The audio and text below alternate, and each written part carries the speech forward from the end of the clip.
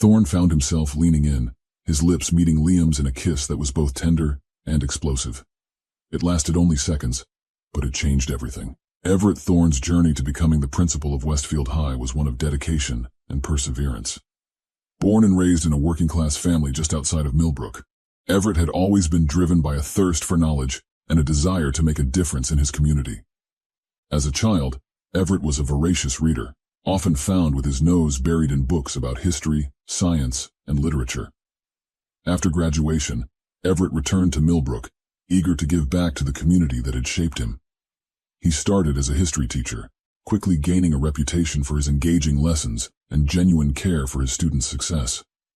Over the years, Everett climbed the ranks within the school system. He became department head, then vice principal, and finally, at the age of 38, he was appointed principal of Westfield High.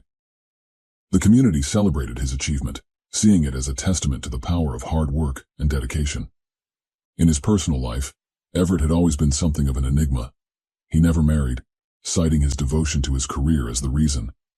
Some speculated about his personal life, but Everett maintained a polite distance from such gossip, focusing instead on his work and occasional hobbies like hiking and photography. Little did anyone suspect that beneath this carefully cultivated image of the dedicated educator lay hidden desires and vulnerabilities that would soon threaten everything Everett had worked so hard to achieve. The fall semester of Everett Thorne's 7th year as principal brought with it a new face to Westfield High, Liam Blackwood. At 18, Liam was a transfer student, arriving in Millbrook after his father's job relocation from the West Coast. Liam stood out from the moment he stepped into the school. With his tousled hair, striking eyes, and an air of confident nonchalance, he drew attention wherever he went.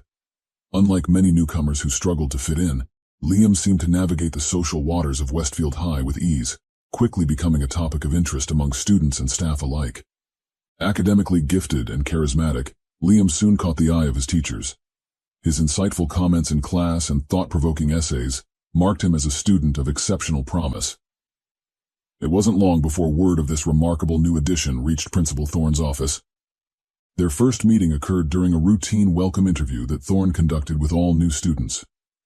As Liam entered the office, Thorne was struck by the young man's poise and maturity. Their conversation flowed easily, covering Liam's academic interests, his adjustment to Millbrook, and his aspirations for the future. Thorne found himself intrigued by Liam's intellect and the subtle challenge in his gaze. There was something about the way Liam carried himself, a blend of youthful energy and old-soul wisdom, that resonated with Thorne in a way he couldn't quite explain. As the weeks passed, Liam became a frequent visitor to the principal's office, not for disciplinary reasons, but to discuss ideas for school improvement, debate philosophical concepts, or seek advice on advanced academic pursuits. Thorne found himself looking forward to these interactions, feeling a growing connection with Liam that went beyond the usual student-principal relationship. Little did either of them know that these innocent beginnings would lead them down a path of forbidden attraction, setting the stage for a relationship that would test the boundaries of ethics, morality, and the very foundations of their lives in Millbrook. The shift in Everett Thorne and Liam Blackwood's relationship was subtle at first, almost imperceptible. What began as intellectual discussions in the principal's office gradually evolved into something more intimate, charged with an undercurrent of attraction that neither could fully acknowledge. It was a rainy afternoon in late October when the dynamic between them irrevocably changed. Liam had stayed after school to work on a project in the library, and Thorne was working late, catching up on administrative tasks. As Thorne locked up his office, he noticed the light still on in the library and went to investigate. He found Liam alone, surrounded by books and papers, his brow furrowed in concentration. "Thorne, you should head home. It's getting late," he said.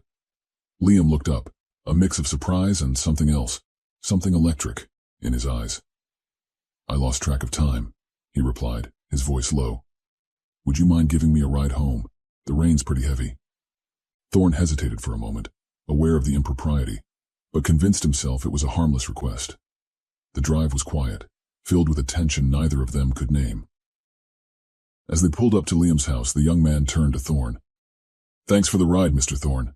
And thanks for everything else, too. You're the only one who really gets me here." Their eyes met, and in that moment, a line was crossed. Thorne found himself leaning in, his lips meeting Liam's in a kiss that was both tender and explosive. It lasted only seconds, but it changed everything. Guilt and exhilaration warred within Thorne as he drove home that night. He knew what he had done was wrong, a betrayal of his position and the trust placed in him. Yet he couldn't deny the rush of feelings, the sense of connection he felt with Liam. For Liam, the kiss was a confirmation of feelings he had been grappling with for weeks. He had always been aware of his attraction to men, but his connection with Thorne was something different, deeper, more intense than anything he had experienced before. In the days that followed, both Thorne and Liam tried to maintain a facade of normalcy, but stolen glances in the hallways and lingering touches during their meetings betrayed the shift in their relationship. They began to find reasons to be alone together, discussions about Liam's future that ran late into the evening, impromptu meetings in empty classrooms. Their second kiss happened in Thorne's office, after hours when the school was empty. This time, there was no hesitation, only a mutual hunger that had been building for weeks. As they broke apart, breathless, Thorne whispered, "We can't do this. It's wrong." Liam's response was simple. "Then why does it feel so right?" From that point on, their relationship escalated rapidly. Secret meetings became more frequent, more passionate. They were careful, always conscious of the need for discretion, but the thrill of their forbidden romance only added to its intensity. Thorne knew he was risking everything, his career, his reputation, his entire life. But in those moments with Liam, none of it seemed to matter. He was falling, and he didn't know how to stop. As winter settled over Millbrook, the relationship between Everett Thorne and Liam Blackwood deepened, becoming more than just a physical attraction. They found in each other a profound emotional connection, a meeting of minds and souls that made their age difference and respective positions seem inconsequential. Their rendezvous became more frequent and daring. They would meet in secluded spots around town, a quiet corner of the local park, a hidden booth in a diner 2 towns over, even in Thorne's car parked in abandoned lots. Each encounter was a mix of passionate embraces and deep conversations as they shared their hopes, fears, and dreams. Thorne found himself opening up to Liam in ways he never had with anyone before. He spoke of his lonely childhood, the pressure he felt to succeed, and the emptiness he had always felt despite his achievements. "I've spent my whole life trying to be what everyone expected of me," he confided one night as they sat in his car, watching the snow fall. "With you, for the first time, I feel like I can just be myself." Liam, in turn, shared his struggles with feeling different, his fear of disappointing his parents, and his uncertain future. "You're the first person who's ever really seen me," he told Thorne, his eyes shining with emotion, not just as a student or a son, but as a person.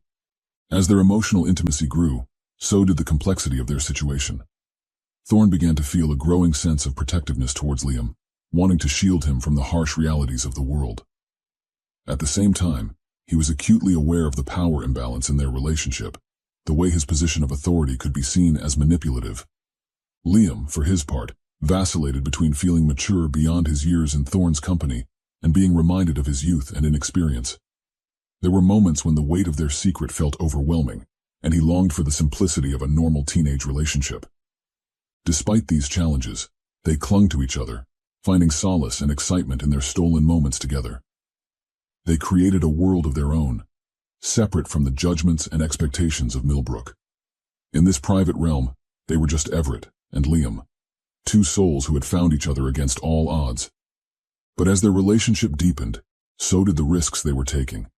Each meeting, each touch, each whispered word of affection was a step further into dangerous territory. The higher they soared in their passion, the farther they had to fall if discovered. And all the while, unbeknownst to them, the first threads of suspicion were beginning to weave through the fabric of their carefully guarded secret.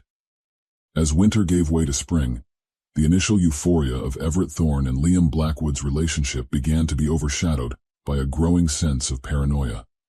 Every glance, every whisper in the school hallways, every unexpected knock on Thorne's office door sent a jolt of fear through him. Thorne started to see potential threats everywhere. He became hyper-aware of his interactions with Liam at school, second-guessing every word, every gesture. Did that smile linger too long? Was that conversation too familiar?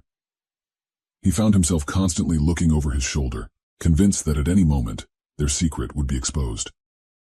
One afternoon, as Thorne was leaving a staff meeting, he overheard two teachers whispering. He caught fragments of their conversation, principal and student, and felt his heart rate skyrocket. He spent the rest of the day in a state of near panic, only to later discover they had been discussing a completely unrelated matter. Liam noticed the change in Thorne's demeanor. During one of their clandestine meetings, he confronted him about it. "You're acting different," he said, his brow furrowed with concern. "Like you're scared all the time." Thorne tried to brush it off, but Liam persisted. "Is it because of us? Do you regret this?" Thorne's response was immediate and vehement. "Never," he said, pulling Liam close. "I could never regret you. I'm just worried. If anyone found out." But Liam silenced him with a kiss, his youthful optimism a stark contrast to Thorne's growing fears. Despite Liam's reassurances, Thorne's paranoia continued to escalate. He began to create elaborate alibis for his time away from school, telling his secretary he was attending educational conferences or meeting with district officials. He insisted that he and Liam arrive at and leave their meeting spots separately, often making Liam wait for long periods to ensure no one had followed them. There were close calls that only fueled Thorne's anxiety. Once, a police car drove by just as they were about to kiss in Thorne's parked car. Another time, they nearly ran into Liam's parents at a restaurant in a neighboring town. Each incident left Thorne shaken, convinced that discovery was imminent. The stress began to take its toll on Thorne. He lost weight, developed insomnia, and became irritable at work. His colleagues noticed the change, attributing it to the pressures of the job. If only they knew, Thorne thought bitterly, that the source of his stress was not budget meetings or standardized tests, but the intoxicating, terrifying love affair he couldn't bring himself to end. Liam, too, felt the strain of their secret. He hated seeing Thorne so afraid, hated the necessity of lying to everyone in his life. There were moments when he wondered if it was all worth it, if they should end things before they were caught. But then, Thorne would look at him with those eyes full of love and vulnerability, and Liam knew he couldn't walk away. As spring progressed, their relationship became a delicate balance between passion and fear, love and paranoia. They were trapped in a dance of their own making, unable to stop even as they sensed the music was about to end. While Everett Thorne grappled with increasing paranoia, Liam Blackwood found himself on an emotional roller coaster, torn between the exhilaration of first love and the growing realization of the complexities of their situation. At 18, Liam was at a crossroads in his life. On the cusp of adulthood, he felt mature beyond his years in many ways. Yet their relationship constantly reminded him of his relative inexperience. He was intoxicated by Thorne's intellect, his worldliness, the way he made Liam feel seen and understood. Yet there were moments when the weight of their age difference and Thorne's position of authority felt overwhelming. Liam struggled with the secrecy their relationship required. He longed to share his happiness with friends, to be able to hold Thorne's hand in public without fear. The constant lying and sneaking around wore on him, making him feel isolated from his peers and family. There were times when doubt crept in. Was this relationship holding him back from normal teenage experiences? Was he missing out on the chance to date people his own age, to make mistakes, and grow without the specter of scandal hanging over him? Yet every time these doubts surfaced, Liam would remember the depth of his feelings for Thorne. He would recall their intense conversations, the way Thorne challenged him intellectually and supported him emotionally. No one had ever made him feel so alive, so understood. As Thorne's paranoia increased, Liam found himself in the unexpected position of being the calm, reassuring one in the relationship. He would soothe Thorne's fears, reminding him of the strength of their connection. "It's us against the world," he would say, trying to inject confidence into his voice even as his own doubts lingered. There were moments when Liam felt a flash of resentment towards Thorne for putting them in this situation. But these feelings were quickly overshadowed by his concern for Thorne's well-being and his own complicity in their affair. Despite the challenges, Liam couldn't bring himself to end things.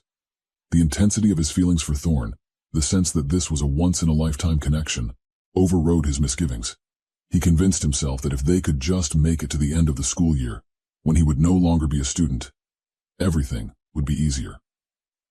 As spring blossomed in Millbrook, the first seeds of suspicion began to take root. It started with small observations, a raised eyebrow from a teacher who noticed Liam leaving Thorne's office late one afternoon, a questioning look from a student who saw them in animated conversation at a local coffee shop.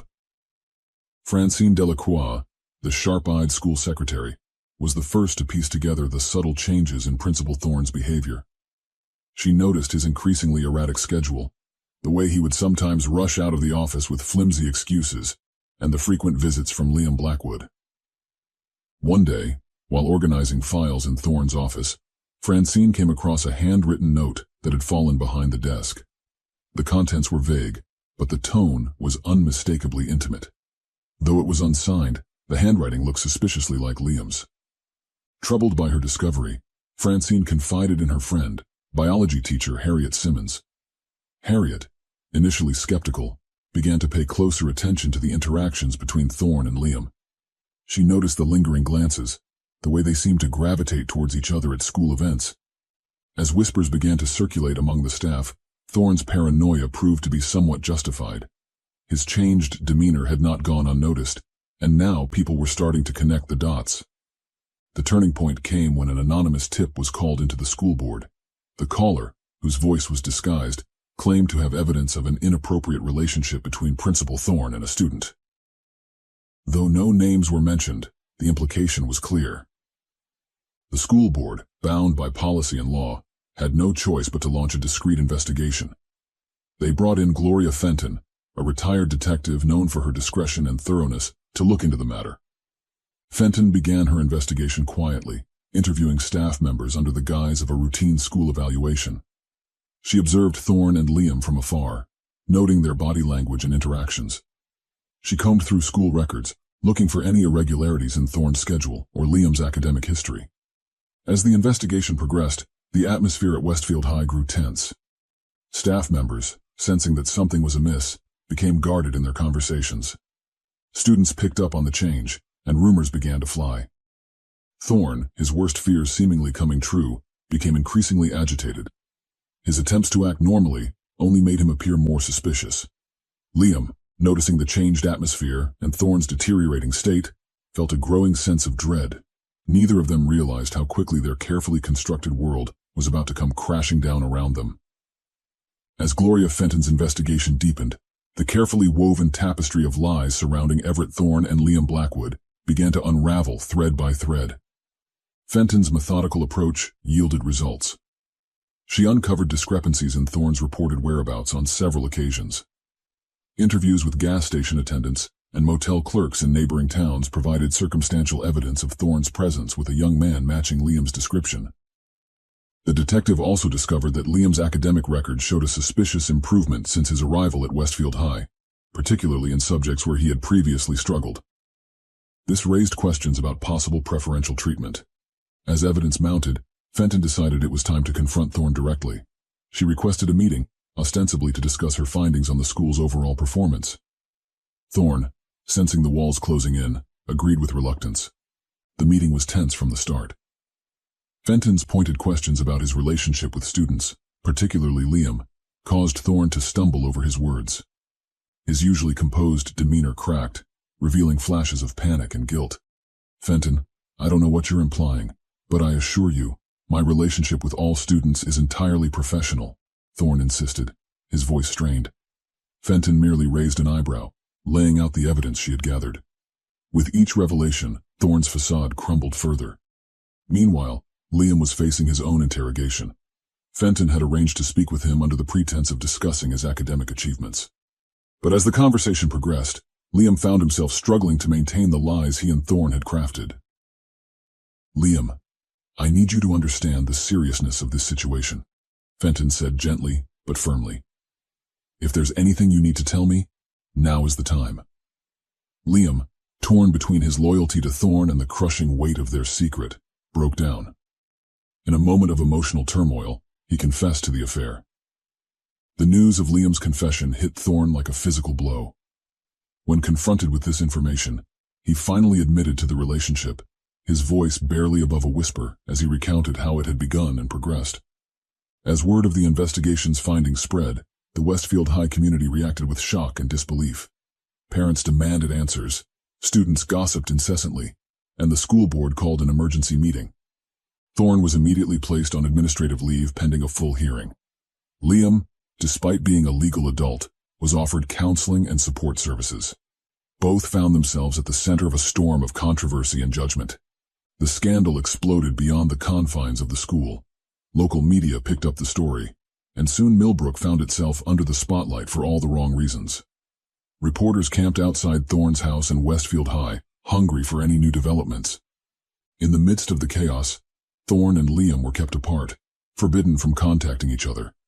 Both felt adrift, struggling to cope with the sudden exposure of their secret and the harsh light of public scrutiny.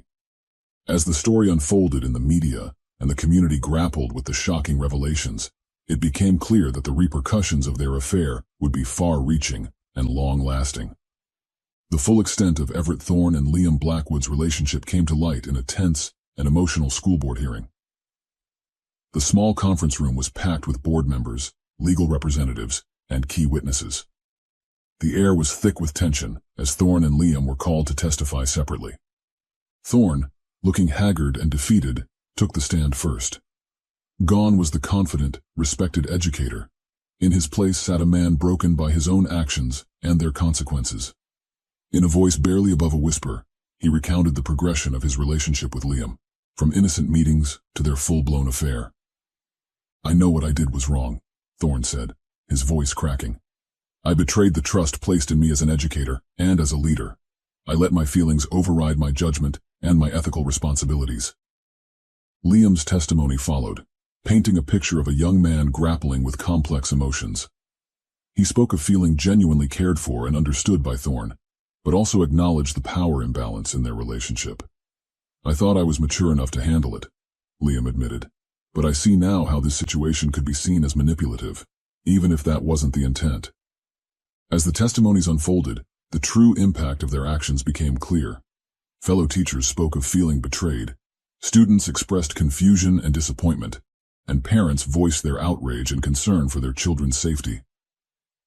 Francine Delacroix, the school secretary who had first noticed the unusual behavior, testified about her observations and the note she had found. Her words carried the weight of someone who had witnessed the deception firsthand. The most emotional moment came when Liam's parents took the stand. Their pain and confusion were palpable as they struggled to reconcile the son they thought they knew with the young man caught up in this scandal. As the hearing concluded, the board's decision was unanimous. Thorn's actions were deemed a gross violation of his professional responsibilities and ethical obligations. His termination was immediate and irrevocable. The story exploded in the local media, making front-page news and leading every news broadcast.